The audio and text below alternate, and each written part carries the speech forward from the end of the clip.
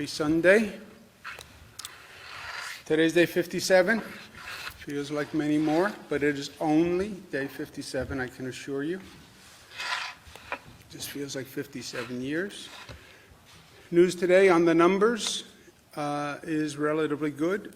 The descent continues, and that's a very good starting place. We are now back to where we were on March 31st, before we started this dramatic increase in the number of cases.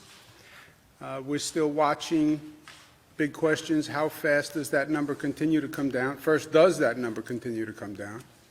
Because that would be a nightmare if it ticks up. And how fast does it come down, and how low does it go, right? Before we started this, you only had a couple of hundred cases. When do we get back to a couple of hundred new COVID cases going in? The overall hospitalization rate is down. The number of intubations is down. Even the number of new COVID cases is down, still not good.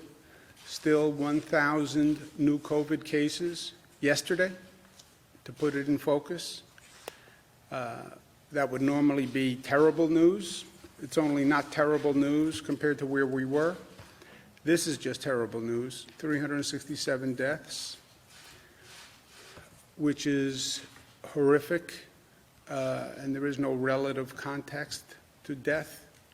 Death is death. 367 people passed, 367 families. What I've been working from day one is to make sure that people understand the facts of what we're dealing with, because this is a unique situation. Government really can't act unless the people fully support the action. What we have done here, government couldn't do. It was a pure function of what people did. So my plan all along has been give people the facts, and if they have the facts, they will act responsibly. But they have to have the facts, they have to buy into the plan, and it really is an individual decision, right? Who's taking care of your health? You are. We're mutually dependent in that what I do can affect your health. But it really comes down to giving everybody the information so people can make their own decision. And the great achievement in this period has been that when people get the facts, and they trust the facts, and they understand the facts, they do the right thing. And that is a lesson that I hope people remember after this is all over. But we still have to remember the facts. And we talk about reopening, we talk about reimagining. Let's start to put some meat on the bones of what we're talking about so people understand. The federal guidance from the CDC is that before you start reopening, the state and the regional hospitalization rate must be in decline for 14 days, okay? That's the CDC's guidance. The federal government leaves it up to the states, it's up to the governors, but they also give guidance. And in this case, I think the CDC guidance is right. So we're monitoring the hospitalization rate, we're monitoring the regional hospitalization rates. We said in this state, it's a very diverse state. Upstate regions are like states in the Midwest, even out west. And we have very different hospitalization rates, so we look at the rates all across the state as well as across the regions. We're going to reopen in phases, a regional analysis on what we call our economic regions that we've been working with the state on, and those regions have been working together on economic policy, et cetera. So to analyze the regions which are existing coalitions actually works. But look at the regional analysis, make a determination, and then monitor whatever you do. Phase one of reopening will involve construction and manufacturing activities. And within construction and manufacturing, those businesses that have a low risk, right? There is a range of construction activities, there's a range of manufacturing activities, but those businesses that pose a low risk within them. Phase two would then be more a business by business analysis using the matrix that we've discussed how essential a service does that business provide, and how risky is that business. If you reopen that business, how much risk are you possibly incurring, and how important is it that that business reopen? And that matrix will be guiding us through phase 2. In phase 2, when we get there, we need businesses to do that analysis. They have to think about how they're going to reopen with this quote-unquote new normal. What precautions are they going to take in the workplace? What safeguards are they going to put in place? So it's very much going to be up to businesses. Then we're going to leave 2 weeks between phases so we can monitor the effect of what we just did, right? Take an action, monitor. 2 weeks, that's, according to the experts, the incubation period of the virus, so you can actually see if you had an effect where you increase the rate of infection, which you would then see in hospitalizations, testing, etc. So everyone understands the overall risk that you start to increase activity, the infection rate goes up, 2 weeks to actually do that monitoring.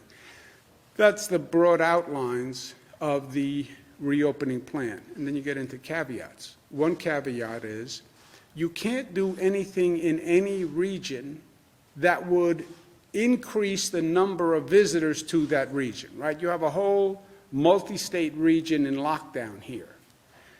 It's possible that you open something in Syracuse or you open something in the North Country where you now see license plates coming in from Connecticut, New Jersey, people from downstate, all coming to that area because they've been locked down and they're looking for an activity.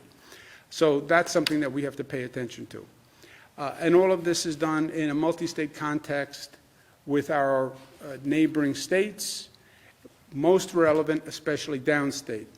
Downstate is obviously the most complicated situation. That's New York City, that's Westchester, Nassau, Suffolk, the surrounding suburbs.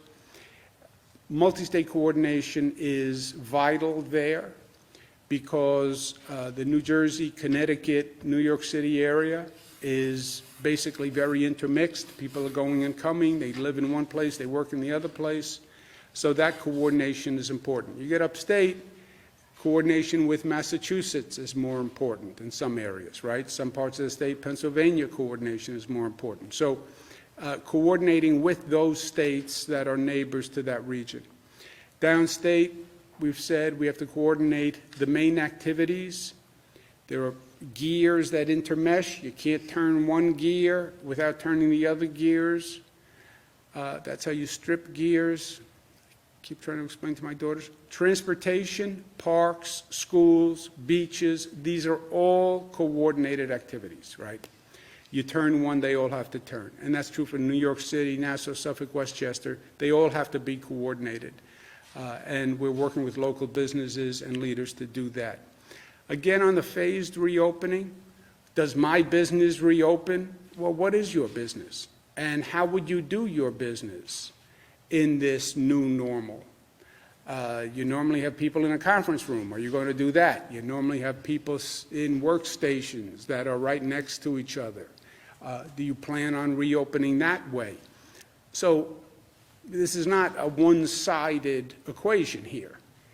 Businesses, you develop a plan on how you would reopen given everything we now know. And if you have a plan, I'll show you in a moment, that actually takes into consideration these new circumstances, more essential, lower risk. The way a business opens will determine the risk. They can't really determine how essential their service is, but they can determine how risky opening them up, opening their business would be. Also, we need them to be creative and think outside of the box. And we've been speaking with business leaders across the state. But some people even need a new economic model. We want to bring sports back, right? So this is an activity that people can watch on TV. What sports can you do without an audience? What sports can you make work economically where you don't have to sell a seat in the stadium or in the arena? How do you do drive-ins? How do you do different types of businesses that could actually work in this environment? And again, they have to be creative and they have to think about it. Downstate, which does have particular needs, we need summer activities in downstate New York. You can't tell people in a dense urban environment all through the summer months, we don't have anything for you to do. Stay in your apartment with the 3 kids. You know, that doesn't work. There's a sanity equation here also that we have to take into consideration. Special attention for public housing residents, special attention for low-income communities that, number one, paid a higher price for this disease than anyone else. We talk about the racial disparity, African Americans and Latinos. We're increasing the testing. We're going to have more to say on that this week. But lower income communities need more assistance through this. And I also need to focus, we need to focus on the basics. We need more food banks, more food assistance. There are people who literally are struggling for food and for child care. We have to make that more available. And I want to bring in a coordinated way, the philanthropies. There's a lot of goodwill. A lot of people want to help. Philanthropies represent a positive force in our society. I want to make them part of this in a partnership, and we're doing that. So working through all of this with partners in the business community and the healthcare community, right? Because we have an economic strategy and we have a public health strategy. It has to work with businesses who are creative and more thoughtful, and healthcare professionals who just learned a very important lesson with what we went through, and I don't want to lose that lesson. In terms of businesses, thinking about the new normal, think about it in terms of people. How are you going to protect your people? What are you going to be doing differently with your employees? Your actual physical space. What does the physical space look like when you reopen in this new normal? What are you doing about PPE equipment? How are you cleaning? What's the hygiene? What's the access? What's the screening? How do you move people? What's the travel and transportation? And then what processes can you put in place to make your business less risky, right? How can you train people? How can you communicate about this disease? Can you do testing in your workplace? These are all factors for businesses to consider that want to reopen quickly. And again, it's between the two, it's governmental decisions in partnership with business decisions. Because I think every business leader gets, you can't go back to where you were. We have to go back in light of the circumstances that have developed. And in the midst of all this, monitor the public health impact. All that progress we made by flattening that curve, we could lose that in a matter of days if we're not careful. And it's important that people understand what that actually means. And this gets a little technical, but it's worth understanding. If I can understand it, anybody can understand it. They talk about the rate of increase of the spread of the infection, right? The R0 factor. But it's basically straightforward. If one person infects less than one person, that's the first category of R0. One person infects less than one person. The next step up is one person infects one person who then infects another person, 1 to 1 to 1 to 1 to 1. The worst situation is one person infects 2 people, and then those 2 people go out and infect 2 people. And that's fire through dry grass, right? Now you're in bad shape. That's where we were when this started. We were actually there before we even knew we were there. This is now the insight that the disease came from Europe to New York because it was already out of China by the time we realized it. It went to Europe, went to Italy, went to the Lombardy district, got on a plane, came to New York, and it was here much earlier than we knew. And it was spreading much earlier than we knew, at a much higher rate. We have to be down to the one person infects one other person. You can't really go beyond that margin. Right now, we're at 0.8. One person infects 0.8% of a person. So one person is infecting less than one person. That is good news. At that rate, you see the virus declining. Upstate, interestingly, it's 0.9. Again, statistically very close. But upstate, the infection rate is one person infects 0.9%. Downstate, one person is infecting 0.75, okay? So that's where we are across the state. If we keep the infection rate below one person infecting one person, that is where the infection rate continues to drop. That's where you'll see the curve dropping. So we have to stay there. How do you monitor it? You have three basic dials. Number of hospitalizations, which you see every day, which I show you every day, the number of hospitalizations. And you can see that by region. The number of positive antibody tests. This is why testing is so important. We're doing antibody testing around the state in regions. Antibody testing tells you how many people have been infected. A little bit of a lag, because you only have the antibodies after you've had the virus, but it tells you on a lag basis how many people have been infected. The third dial is the diagnostic tests, which are just positive and negative. And they tell you on an absolute basis what your infection rate is. Those are the three dials that you're watching. You take these activities, you watch those three dials. And you have your hand on the valve, right? The activity valve. So you open the valve a little bit. Phase one, watch those dials like a hawk, and then you adjust. That's called the RT factor, rate of transmission factor. What is the rate of transmission of the virus? We're now at about 0.8. You cannot go above 1.2. 1.2, you see that number go right back up again. And we'll be sitting here talking about showing you a chart that showed up, down, and then up again. That's what happens if the rate of transmission gets to 1.2. So this is the balance that we collectively need to strike. I want to get back to work. I want to get back to work. My kids want out of the house. I need to do something.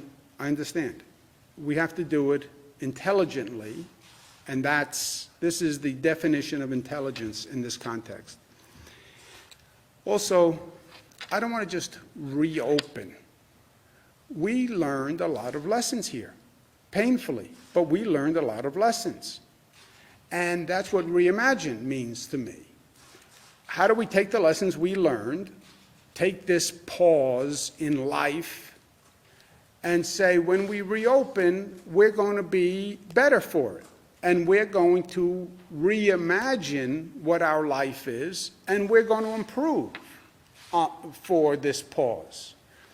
Look, even on an individual level, you had time to decompress a little bit or compress for a different set of factors, but I think everybody went through a period where they analyzed their life and what they were doing, and when somebody all of a sudden pulls the rug out from under you and you wind up in a different place, you know, you just see life differently.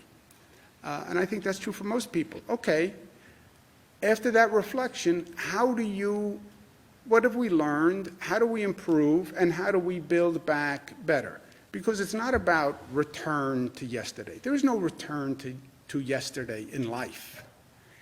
It's about moving forward. It's about taking your experience and what you learned and bringing it to a positive effect. And with that, I want to end on just sharing a story that taught me a lot. There's a tunnel in New York called the L train tunnel. People in New York City know it very well. It's a tunnel that connects Manhattan and Brooklyn. And 400,000 people use this train and this tunnel. 400,000 people is a larger group than many cities in this country have, okay?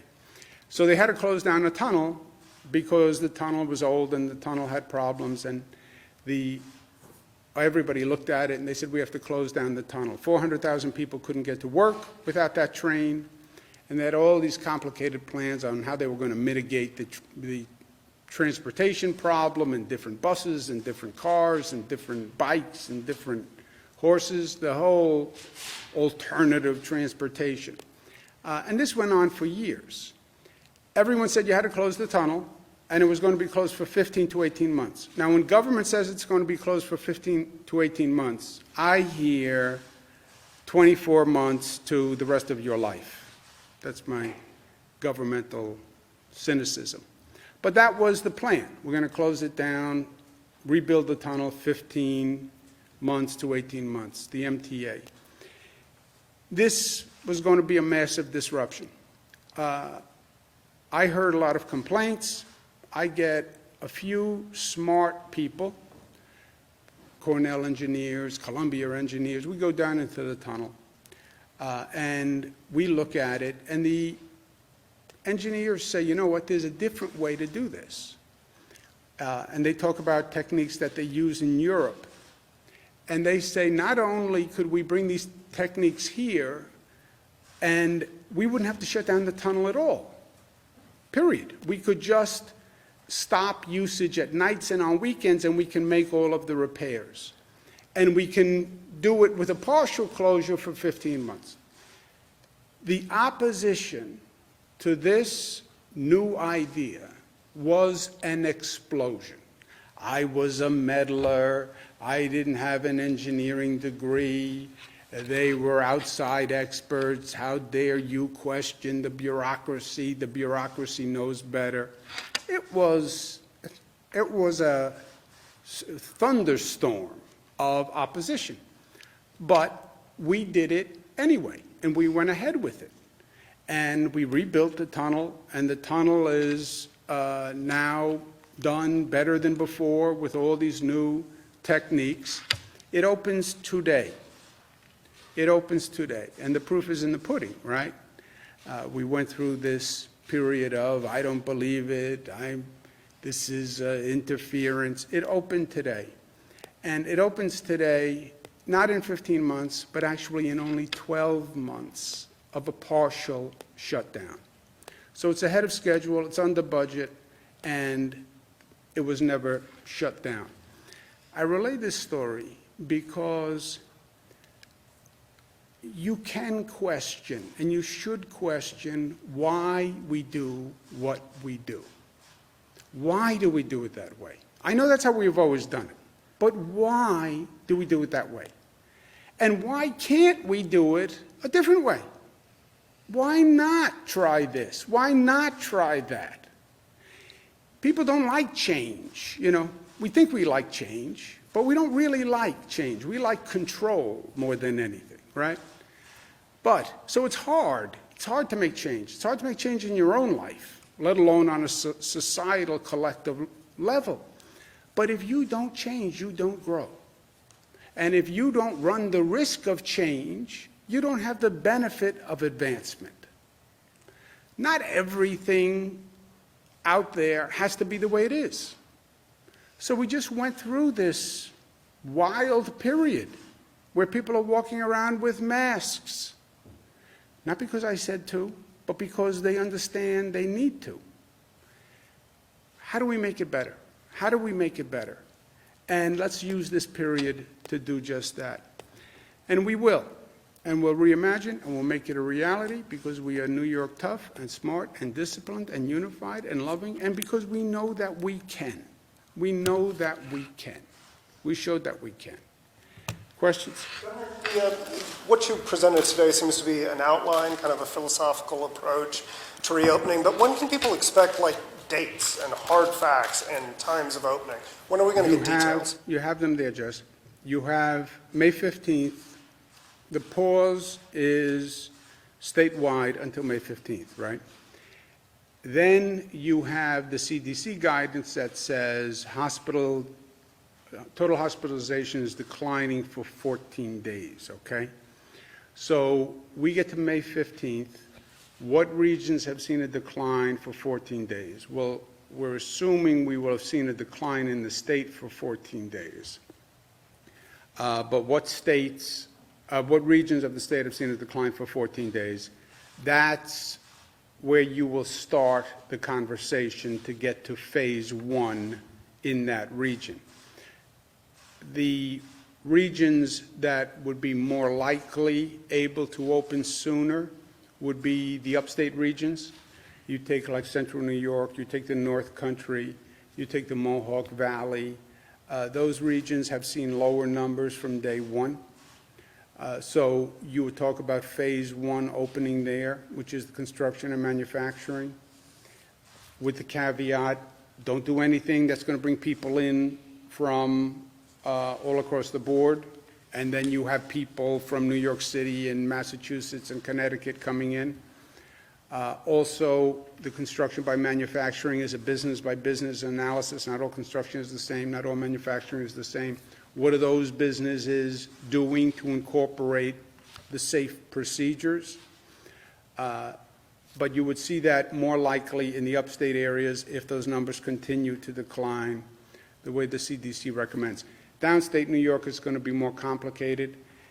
You can't do anything in New York City that you don't do in Suffolk, you don't do in Nassau, you don't do in Westchester. You can't do anything in downstate that we don't do in coordination with primarily Connecticut and New Jersey. Coordination does not mean total consistency, but it does mean coordination. We have to know if we're doing something different. We've had issues where certain activities were open in Connecticut and you saw many New York license plates in the Connecticut parking lot. We open beaches in New York City, but Jersey doesn't open beaches. You'll see New Jersey people at our beaches.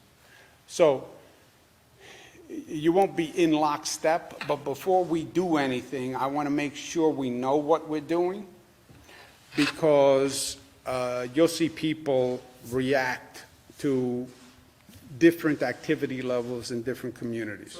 Conceivably, you could see manufacturing and construction start to come online in certain upstate regions after May 15th. With certain precautions after May 15th. Yeah. Schools and retail? Schools are necessary for a large-scale business reopening. So you couldn't really get to a maximum phase 2 without opening schools.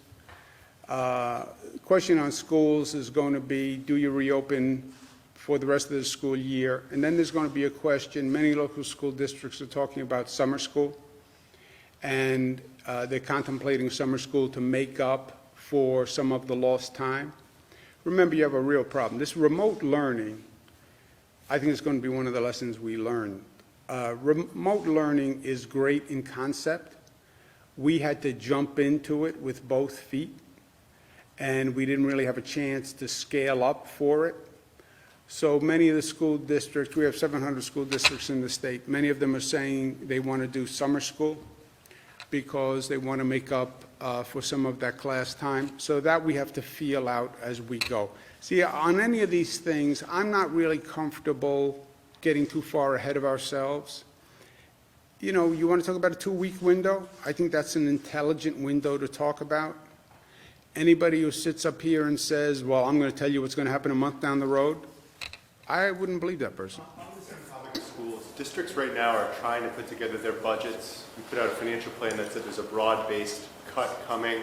So what guidance for them? What should they expect? You Call said Washington. 20%? Well, they need to put together a budget. I know they want to call Washington. They get that. You said 20%. Is that the right number? The financial plan doesn't have a number Rob, in what it? number should they do? Yeah, we said that in the financial plan, it could be up to 20% additional, up to 20% or additional reduction. On May 15th, May 1st was the first checkpoint. On May 1st, we'll know exactly what the revenues are We'll know exactly where we are with Washington and whether we have more money. We'll release a plan by the middle of May that still gives time for the school districts to make their budgets. So between now and May 15th, we'll have more clarity and more specificity in the financial plan. Right now, we're letting you know, this is where we stand, this is where the revenue picture is, those are the facts, and by the time they put their school budget votes together, they will have those numbers, and we'll have that time. When will the votes be? How will they be done? I'm sorry? Your executive order puts the school budget votes after June 1. Do we know when they'll be, how they'll be done, by mail, by board? Yeah, I don't know. We haven't gotten there yet. Mark? I want to ask you about, in your presentation, I heard a lot about businesses and the private sector, but have you been in touch with the state worker union leaders, and have you gotten any pushback, like, well, we don't want to be the guinea pigs, or we're the first one, where our workers are the first ones out at work? I mean, have you laid out a plan of the spacing and social distancing at state office buildings?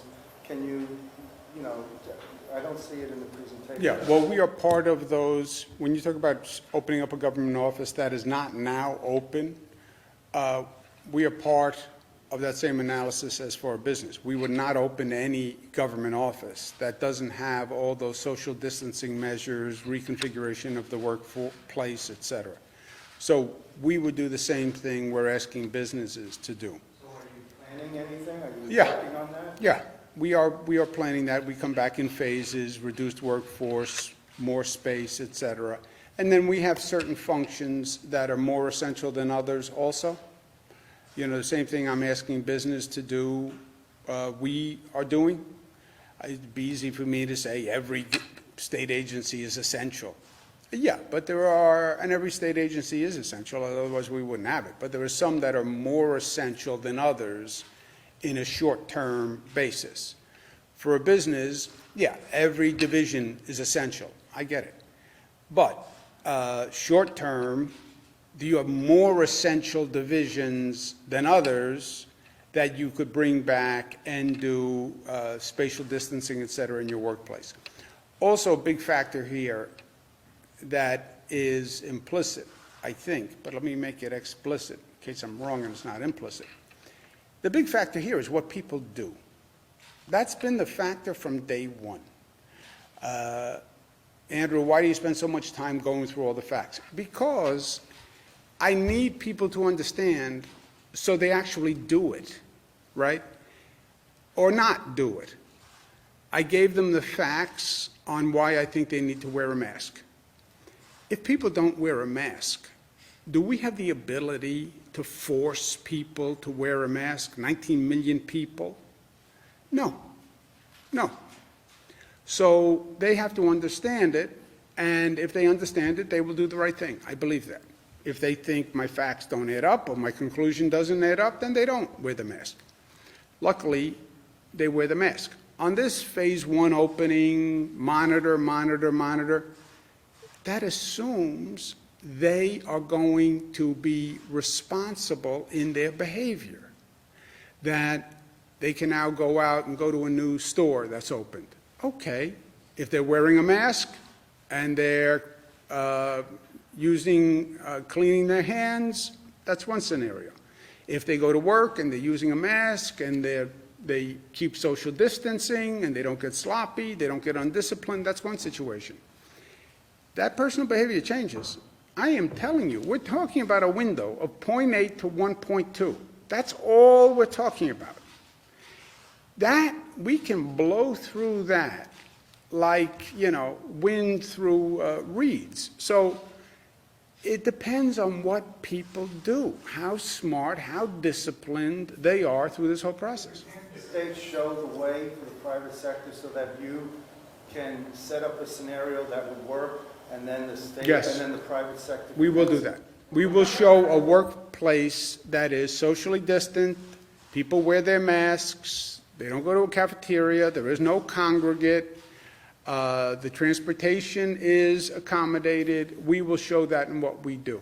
Just What can the state do to ensure that businesses are complying with, PPE regulations or mask wearing? They have to give us a plan before we say they can reopen.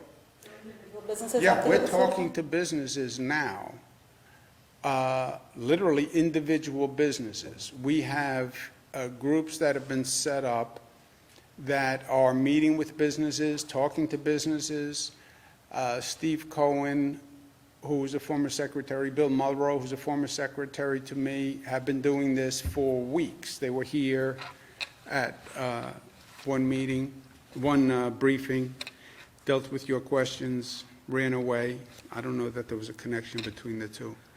But they have been talking to businesses, coming up with individual business plans, because even construction manufacturing, which are in phase one, yeah, what construction, how will you operate? Manufacturing can be anything, right? How will your business operate in this quote-unquote new normal? And that is business by business. I'm sorry, how will the state keep track of new infections or transmissions while phase one is in effect? Just the way I said, with the 3 dials. You have hospitalization rate, which you know now. We have a new system in place. Every hospital in the state, on a day-to-day basis gives us their hospitalization rate. So that's dial 1.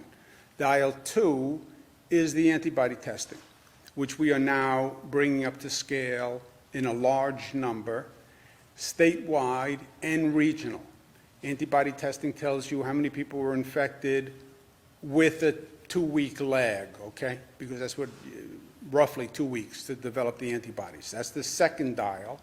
The third dial is diagnostic testing, statewide and by region. This is what we got last week when we tested. Last week, we were in Buffalo and we tested 3% of the population were positive. This week, 4% of the population is positive. Oh, maybe that's statistically relevant, irrelevant.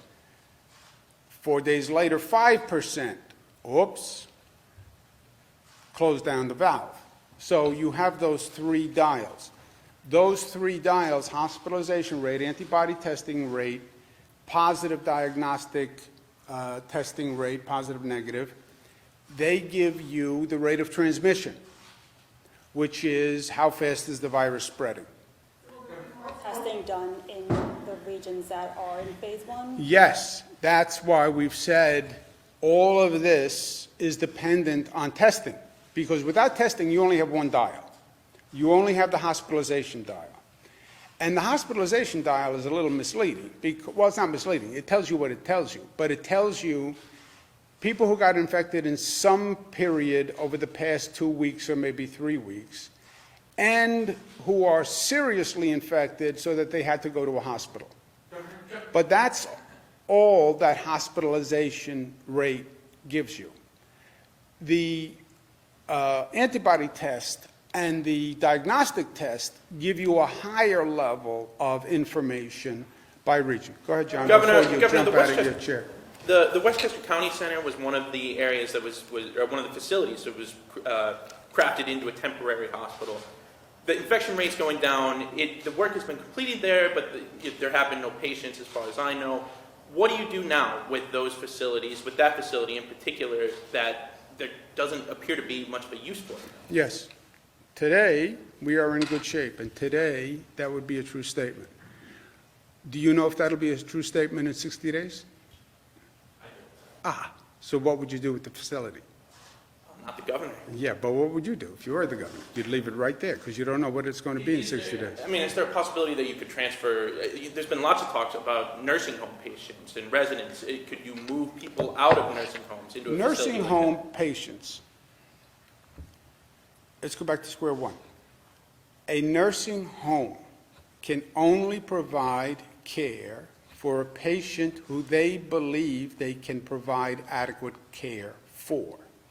If they cannot provide adequate care for a patient, they must transfer that patient. If they can't find an alternative nursing home or facility, Department of Health will find an alternative nursing home or facility. We have vacancies in nursing homes and in facilities. There is no nursing home who says, I have John, I can't take care of John, I don't know where to send him, then call Department of Health, and we'll find a bed for John in a facility that can take care of him. That is how it works. There was one story that said, well, a nursing home said they wanted to send someone to the Comfort, which was the ship the federal government gave us. And Department of Health said they can't send them to the Comfort. Yes, a nursing home can't send a person to the Comfort because that's not the agreement with the federal government. Comfort only took referrals from hospitals, so the person was assessed at a hospital first. But forget the Comfort. If a nursing home calls up and says, I can't take care of this person, we will find a bed for that person, period. But isn't Go ahead, John. but doesn't that isn't that at least a mixed message from the March 25th memo that said, you cannot deny admission or readmission just because of a suspected COVID-19 case? No, you were in that facility. You have COVID. You're back in that facility. That facility, if they're going to care for you, must quarantine, must have PPE for staff, must follow these guidelines. Or they say, I can't take care of John. I can't take care of him. I'm not equipped. I don't have the space to quarantine. I don't have the staff. I don't have the PPE. I can't take care of John. I'm going to transfer John to another facility. Or I'm going to call the Department of Health and tell them to come pick up John. But if you keep John, and I'm paying you to keep John, or John's family is paying you to keep John, then you have to give John the appropriate care. And here's appropriate care for a person who's COVID. Sir. Alec Baldwin has released a video calling on you to grant broad clemencies to people in the prison system here. Do you have any plans to do that, and what do you make of his comments? We have been doing that. I haven't heard his comments. Broad clemency as far as you granting. Based on what, right? That's always the based on question. vulnerable populations, pregnant inmates. How about if they are violent and they just started their sentence? Specifically, the call is for prisoners who are near the end of their terms within a year, or older prisoners. That we've been doing. That we've been doing. To the economy, Dan? how can you possibly help farms that are struggling upstate? Obviously, the supply chain is, in a bind right now. Can the state do anything?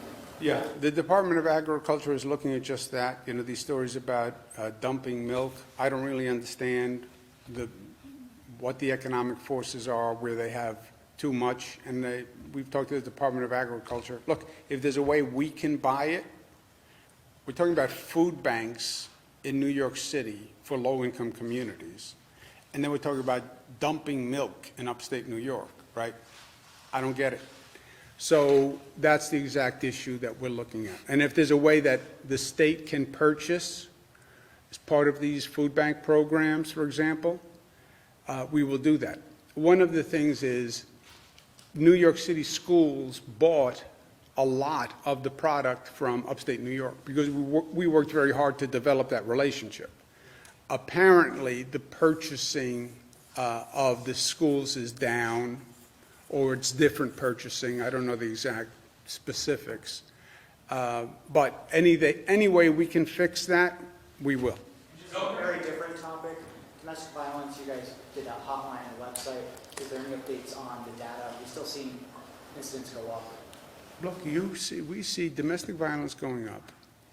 We see apparent trends in alcoholism going up. We see some trends that say drug usage is going up.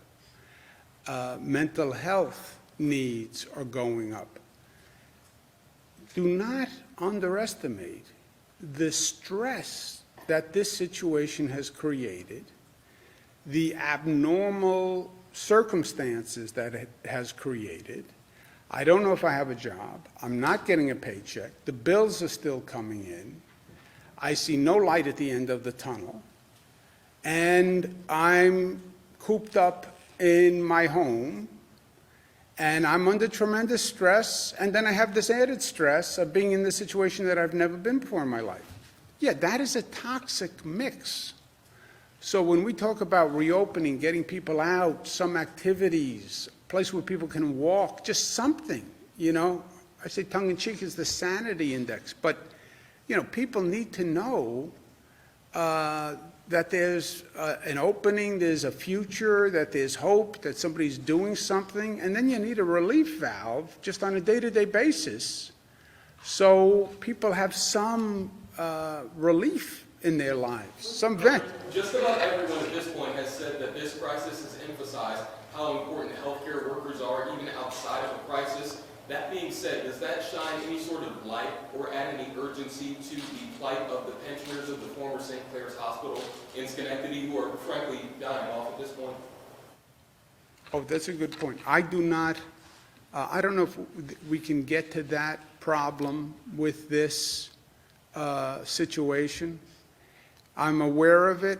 I don't know that, I don't know how we can help those people through here, but it's something we'll look at. Financially, it would be difficult because the state is strapped for cash, but as far as investigating to figure out who's responsible for the disappearance of their money, is that something that should be emphasized, seeing as those people are liberal heroes? Yeah, for sure, for sure. Governor Hardy. On Monday, she canceled the presidential primary in New York. I'm sorry. Do you think tomorrow the Democratic commissioners of the Board of Elections should cancel the presidential primary in New York? I haven't expressed any opinion to them. I know I'm asking you to Yeah, express have an we opinion. said any opinion? No, it's up to the BOE. Okay, do you have an opinion? You're a smart guy, common Not Democrat. that smart, not that opinionated, just a cool dude in a loose mood. You know me, Jim. As the leader of the party in the state, you won't weigh in? Nope. Governor, Mark, Governor, I want to Mark, and then we'll come right back to you, Jesse. Since deaths lag behind hospitalizations, why not use a decline in the death rate as the bellwether for reopening instead of hospitalization? Well, we look at both, right? We look at the death rate by region, and we look at the hospitalizations. They basically track more or less. Do we know statistically what the variance is between the two? The death rate, we look at hospitalizations are important because that's the front end. That's sort of the newer cases, so you know what the capacity is on the system. We still know as a ratio about 25 to 30% of all hospitalizations due to COVID end up in ICU. And of that 25 to 30%, 90% of those people end up on intubation. And then that rate of death is rarely fairly high. So we work, when the governor talks about hospitalizations, that's that entire process that's factored in to the dial of reopen, not reopen. Yeah, and remember the train comes off the tracks here. The train comes off the tracks when you overwhelm the healthcare system. That's when everything goes bad. That was Italy. That's what we were very worried about, right? That infection rate keeps going up. You will have a death rate associated with that infection rate. But first, you'll have a collapse of the hospital system. And you'll have people in hallways, on gurneys, who aren't getting cared for. That's what we were petrified of, frankly. And that's why we boosted all the hospital capacity, all these extra facilities. That's why that hospitalization rate, 1,000 people walked into a hospital today, that number of people walking into the hospital, that number gets too high, you overwhelm those emergency rooms, we go back to where we were, shuttling equipment all across the system, shuttling patients all across the system. That's the first indicator, warning sign. Well, my question related to reopening and the economy and the state, as opposed to using, the death rate going down for 14 days. Yeah, the CDC came up with the hospitalization rate. I don't know their methodology, to tell you the truth. But Use a different. yeah, we do use both. We look at both. Jesse, take the last question. what would you say to business owners, particularly in upstate, who are being absolutely clobbered by this economically? What sort of words of hope, what sort of words of comfort can you offer them? Or this will get better, this will be over by X date? Well, X date. Nobody has X date. There is no X date. You listen to the national experts, listen to Dr. Fauci, right? Dr. Fauci says there may be a second wave. It could come back in the fall, right? So nobody's giving anybody a date here. But short term, the numbers are on the decline. Everything we have done is working. The rates are all dropping. The hospitals did phenomenal work, but they did not get overwhelmed, and we coordinated the healthcare services. The policies are working. We're now looking at a relatively short period of time, 14 days of decline. If you don't have 14 days of decline, nobody would say be reckless and open anyway, right? That doesn't help any business leader in the state. And start incrementally, which is what everybody says. Construction and manufacturing, the piece you wouldn't have, and the business owners who are feeling pain, retail stores, hospitality, hotels, et cetera. That is a more problematic area to open up, even in some of the states that are rushing to open. You see those retail stores, Jesse, they still are trying to figure out how to do that, and they've sort of left it up to some retail store owners are opening, some aren't opening, some let people in, some don't let them in. So that is a complex sector to deal with. The hospitality and hotels, you know, it's hard to do these precautions in a hotel setting, but there's no doubt but that we have, at this point, gone through the worst. And as long as we act prudently going forward, the worst should be over. And on the issue of sports, do you imagine, Yankees games happening in an empty Yankee Stadium this summer? I asked I've talked to many of the sports owners and sports companies. Look, I don't know. It's not my business. I don't know the economics, but if you had if your choice was players stay home, I don't know what players get when they stay home by their contract, but assume the players are getting less money or no money, right? If you could make the economics work without the seat sales, right? And you could have teams play without the seat sales, but you had televised and you had the television revenue and whatever else went with that, we're in a different place. Be creative, try to figure it out. But if players could get paid more than staying home and owners would get some revenue versus total shutdown, why not? I'd love to watch it. Have you spoken to Mets, Yankees, Yes. Mets and Yankees? Yes. No, I've talked to a number of sports owners. I don't want to get into names. But it does depend. I know enough to know the economics of baseball a little different than the economics of basketball, a little different than the economics of other sports. So it would have to be up to them that they do an economic analysis that says, yeah, some revenue is better than no revenue, and my players are willing to negotiate a contract reduction. And if they could do it, yeah, but everybody has to think outside the box, right? Because there is no box. Okay. Any other legislative measures you'd like to see passed by lawmakers this year? Any coronavirus measures?